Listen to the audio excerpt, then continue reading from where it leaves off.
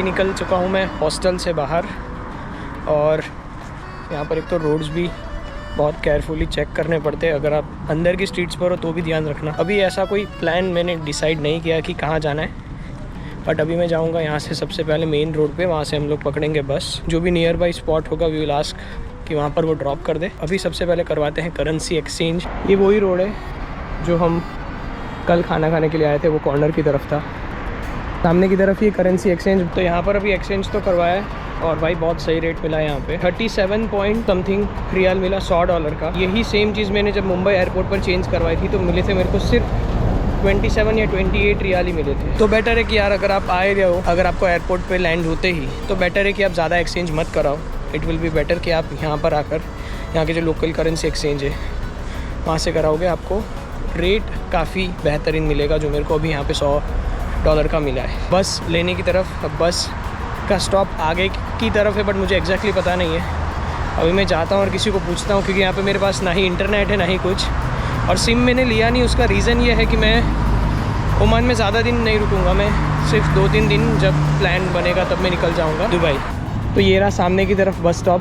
तो ये सामने की तरफ से हमने रोड क्रॉस किया है, इस तरफ आए, यहाँ पर आपको ये एक मॉस्क दिखेगा, मॉस्क के आगे की तरफ ही आपको यहाँ पर बस स्टॉप दिखेगा। तो अभी जो ये बस है, इसमें इस बस का नाम है A1 और इसमें लगे हैं आधा ओमानी रियाल, जो कि मैं पहले रूबी पहुँचाएगा। इन्होंने बोला रूबी से फिर आपको बस चेंज करनी पड़ेगी मथुरा जाने के लिए। तो चलिए रूबी जाते हैं और देखेंगे वहाँ पे अगर कोई नियर बाई लोकेशन है।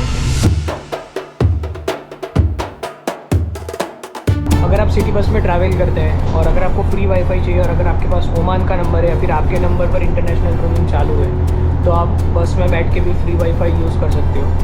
बट वो ये कि आपको यहाँ पर लॉगिन करना पड़ेगा, आपके पास नंबर होना चाहिए, OTP आएगा, OTP से लॉगिन करके आप इजीली फ्री वाईफाई यहाँ पर यूज़ कर सकते हैं।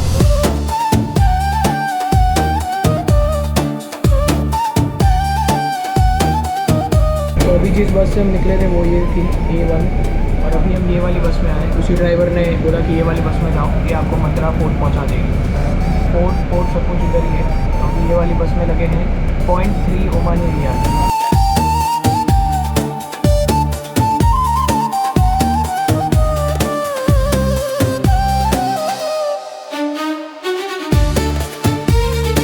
ये जो मार्केट है उसके बीच में से ही रास्ता है आने का। इस तरफ पार्किंग है पूरी, और ये आपको यहाँ के जो सुल्तान है उनकी शिप दिख रही होगी सामने, ये उनका क्रूज़ है, पर्सनल प्राइवेट क्रूज़ आप बोल दीजिए। इस तरफ पूरी पार्किंग बनी हुई है और ये पूरा बीच साइड का एरिया है। और ये वो मार्केट है जिसकी मैं बात कर रहा था। टूरिस्टिक प्लेस है, मतलब अगर आप एज ए टूरिस्ट भी आ रहे हो तो ये वाली प्लेस आप ज़रूर से विज़िट करिए।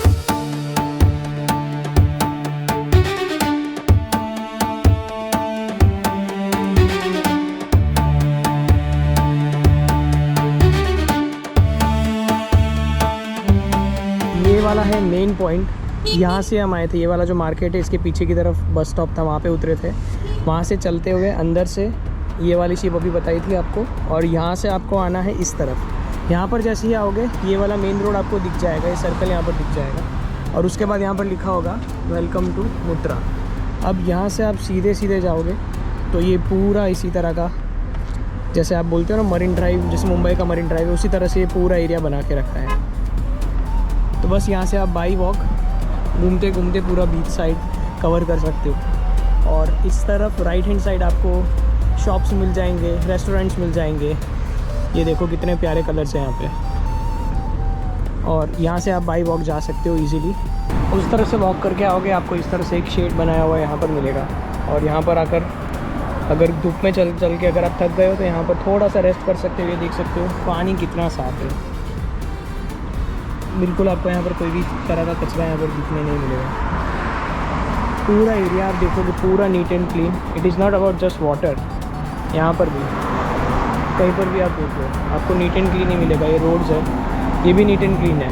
मथुरा फोर्ट में आप अभी दोपहर में भी आ सकते हो, इतनी ज़्यादा गर्मी नहीं लग रही है। और मैं अभी विज़िट कर रहा हूँ नवंबर 2025 में, तो नवंबर के हिसाब से यहाँ पर जो मौसम है ये काफ़ी कन्वीनियंट है। आप घूम सकते हो नवंबर दिसंबर में, बेस्ट मौसम है अगर आपको ओमान आना है घूमने के लिए।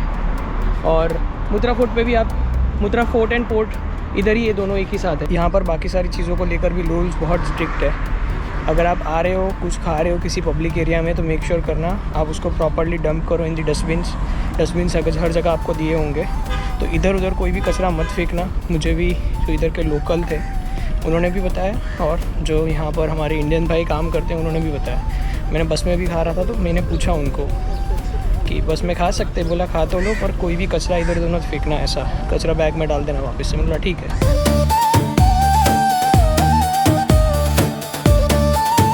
बाई वॉक आप चलते चलते आओगे, इसी रूट पे आपको मिल जाएगा ये फोर्ट। ये देखो आपको ऊपर ओमान का फ्लैग दिख रहा होगा, और ओमान का जो पूरा नाम है वो है सल्तनत ऑफ ओमान।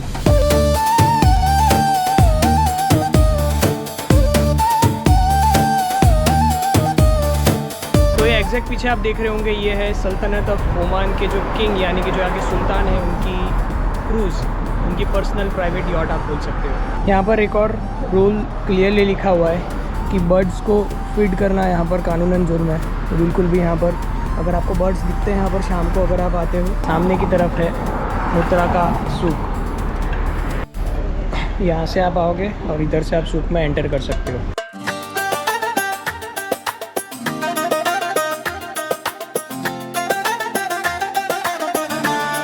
तो मैंने अभी यहाँ से 1 रियाल का ये मैग्नेट परचेज़ किया है। कुछ इस तरह से दिखता है, ये वाला मैग्नेट लिया है।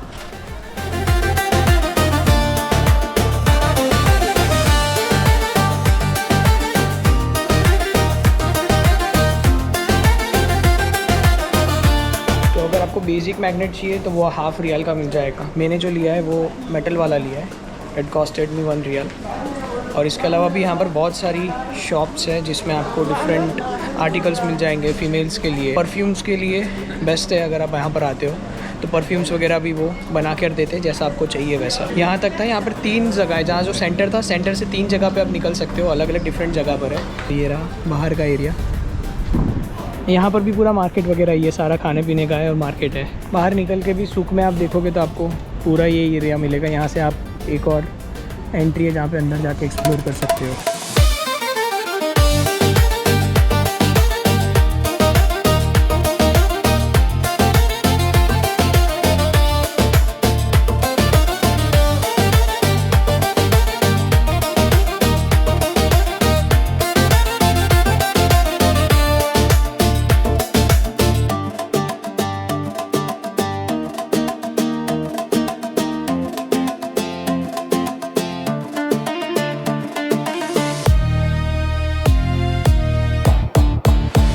पर नॉर्मली आप सुपर मार्केट में आओगे तो लोकल यहाँ का जो क्राउड है, लोकल यहाँ की जो पब्लिक है वो आपको ज़्यादा देखने मिलेगी। तो ये जो है ये सामने एग्ज़िट है जहाँ से अभी हम लोग बाहर निकले, फिर वापस से अंदर गए थे उधर, और वापस से पूरा घूम के इधर से ही बाहर आए हैं। तो यहाँ बाहर आके भी आपको इस तरह से शॉप्स और खाने वगैरह की शॉप्स इस तरफ है, आगे की तरफ अंदर।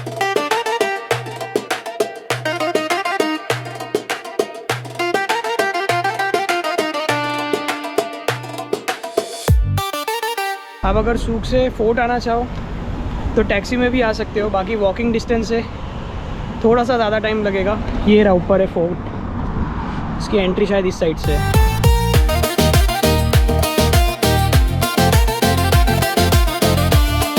और आपको बाहर की कंट्री के भी जो आए टूरिस्ट है वो सूक में फोर्ट के नज़दीक, और ये जो यहाँ पर पोर्ट बनाया हुआ है उसके नज़दीक ज़्यादा दिखेंगे। ये यहाँ से हम बाई वॉक करते करते बाहर की तरफ आ गए, और ये रहा वो सामने क्रूज़ जो अभी हमने देखा था, और हम उस तरह से एंट्री की थी। उसके इस साइड से जो एंट्री थी वहाँ से हमने एंट्री किया था, और यहाँ से अभी हमने एग्ज़िट किया है।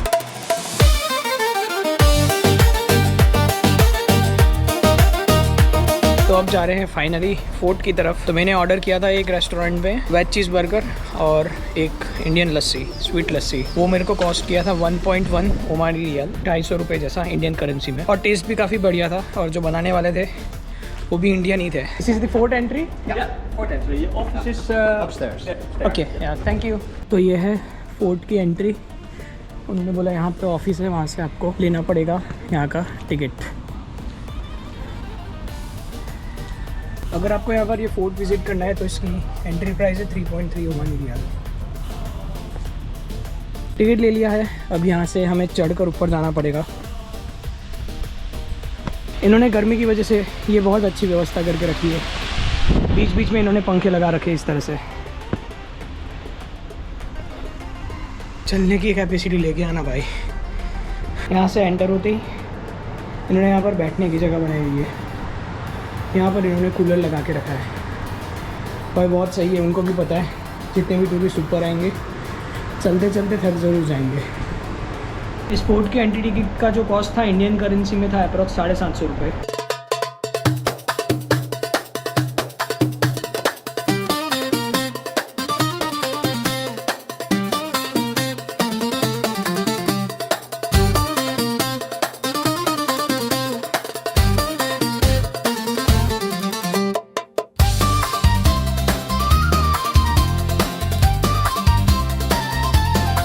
एंटर होते ही आप लेफ्ट हैंड साइड आएंगे तो आपको यहाँ पर दिखेगी एक तोप और यहाँ से दिखेगी सुल्तान की क्रूज़। और यहाँ पर काफ़ी ठंडी हवा है, भले यहाँ पर तेज़ गर्मी है, धूप बहुत तेज़ है, बट फिर भी ये समुद्र की वजह से जो हवा है यहाँ पर काफ़ी ठंडी है, तो आपको यहाँ पर ऐसा सच वैसी गर्मी नहीं लगेगी। और इस साइड देखोगे तो पूरा मस्कत सिटी है। इस फोर्ट के अंदर कैफ़े भी बनाया हुआ है। ये रहा, ये कॉर्नर में जो ये कैफ़े बनाया हुआ है, फोर्ट कैफ़े।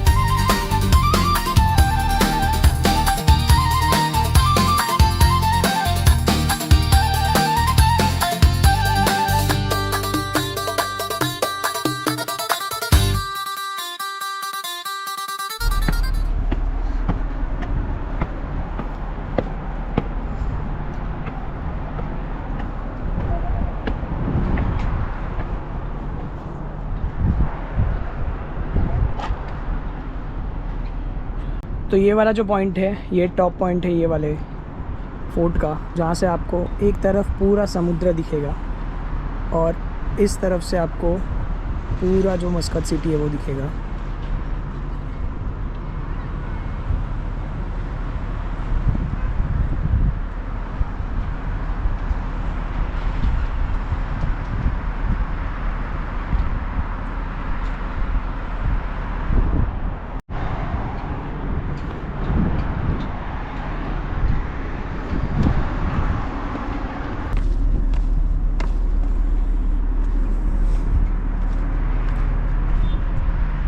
तो देखो यहाँ पर ये कैफ़े बनाया हुआ है, यहाँ पर आप बैठ के ऑर्डर करके यहाँ का व्यू और वाइब्स एंजॉय कर सकते हो।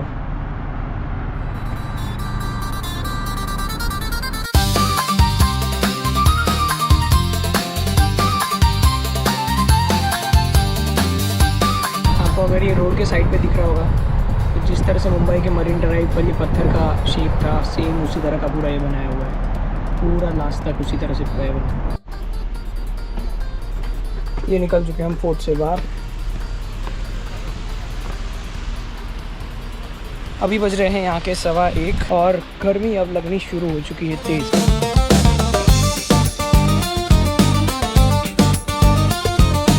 ये वाली वो रेस्टोरेंट थी जहाँ पर मैंने खाना खाया था। अभी इस साइड सूक मार्केट है। यहाँ पर ये मेरे पीछे बस स्टॉप तो आ गया था, बट वापस से मेरे को अपोजिट डायरेक्शन में जाना पड़ेगा, क्योंकि ये वाला तो बस स्टॉप है वो सिर्फ इस रूट के लिए, यहाँ नहीं, यहाँ से जो पीछे वाला जा रहा है रूट उसके लिए अपने को जाना है उसके अपोजिट साइड। तो अपने को रोड चेंज करना पड़ेगा और उसके बाद जाना पड़ेगा उस साइड का जो भी बस स्टॉप होगा उधर। ये रहा वो किला फोर्ट जो अभी हम गए थे।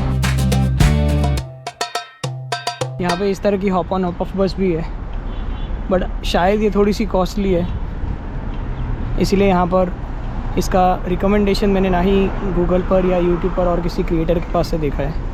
नॉर्मली सब यहाँ पर लोकली ज़्यादा ट्रैवल करना पसंद करते हैं, सिटी बस से या तो फिर शेयरिंग कैब से या तो फिर डायरेक्ट कैब करके। ओमान में आपको नॉर्मली इतने साइज़ की ही बिल्डिंग मिलेगी या थोड़ी सी इससे बड़ी, देखो। बाकी नॉर्मली आप इसके अलावा भी जो दूसरे एरिया में जाओगे वहाँ पे भी आपको बड़ी बड़ी जो बिल्डिंग्स होती है, जैसे दुबई वगैरह में स्काई स्क्रैपर्स होती है, और भी दूसरी जो गल्फ़ कंट्रीज़ है, कुवैत, कतार वगैरह, बहरीन में, तो वहाँ पर आपको बड़ी हाई राइज़ मिलेगी या फिर बड़े इस तरह से स्काई स्क्रैपर्स मिलेंगे।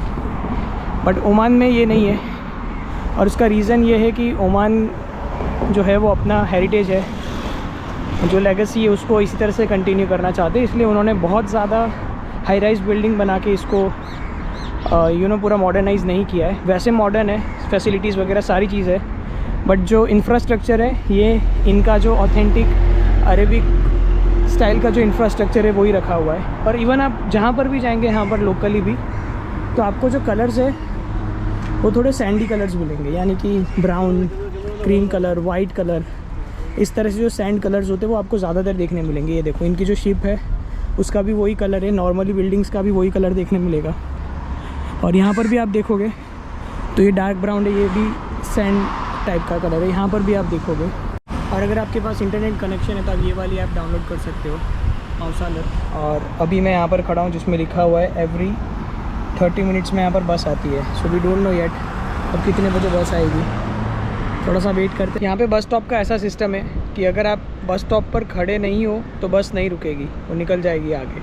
मतलब अगर एक दो बंदे भी खड़े, एक बंदा भी खड़ा है ना, तो आपको यहाँ पे खड़ा रहना पड़ेगा उसके लिए, तो रुकेगी। अगर उसको दिखेगा बस स्टॉप खाली है तो वो आगे निकाल देंगे। यहाँ के जो लोकल है, मतलब जो यहाँ पे वर्क करते हैं, उन्होंने मेरे को ये चीज़ बताई कि आप एक काम करो, दूसरी साइड बैठ जाओ चेयर लगा के, और उधर से देख लो, जैसे ही बस आ जाए आप बस स्टॉप के पास आ जाना।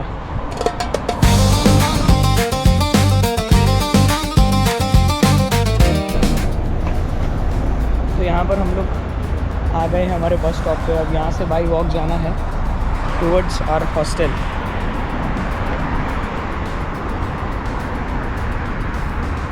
एक और चीज़ है, यहाँ पर 1 नंबर बस अलग है और A1 वाली जो बस है वो अलग है, तो उसमें आप कंफ्यूज मत होना। मैं भी कंफ्यूज हो गया था जब मैं यहाँ पर बस स्टॉप पे था, तो मैं पहले A1 में चला गया, तो उसने बोला नहीं आप कंफ्यूज हो रहे हो, A1 बस वो अलग रूट के लिए है और 1 नंबर की बस अलग रूट के लिए है। तो अगर आप भी आ रहे हो तो कन्फ्यूज़न ना रहे, उसके लिए आप एक बार जो ड्राइवर से टिकट निकलवाओगे तब एक बार कंफर्म कर लेना। ये मेन हाईवे या मेन रोड बोल दीजिए आप।